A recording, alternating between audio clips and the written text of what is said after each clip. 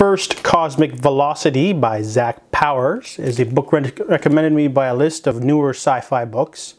The concept of this book is what made me want to check it out.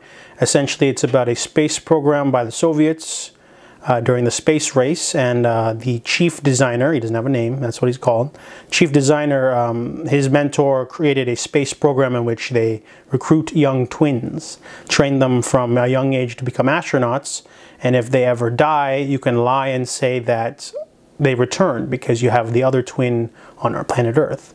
So after a space mission gone wrong, they decide to have the astronauts on Earth, the twin pairs, pretend to be their dead counterparts. So the plot is very similar to a movie I really enjoyed called Capricorn 1, in which NASA fakes a Mars planet landing. So this book is very similar. However, the main plot of the book isn't about keeping that a secret. The book is highly pretentious. It wanders. There's a lot of flashbacks. The flashbacks are very interesting. The flashbacks are about one pair of twins in their youth before they get grabbed by the space program, and the mother talks about this hero, this folk hero of theirs. That was probably the most interesting part of the book, and it had nothing to do with the main plot, just theme. So I felt that was a pretty poor choice of subject matter. I thought this book would be more of a thrill ride, and it's not. It's very meandering. It tries to be better than it is.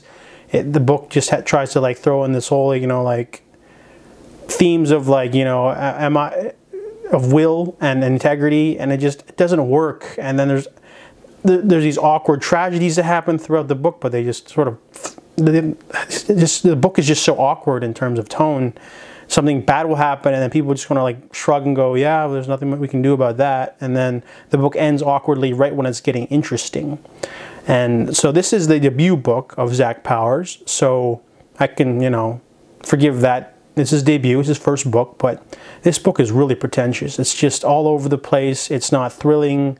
It's really heavy-handed. The characters aren't that great.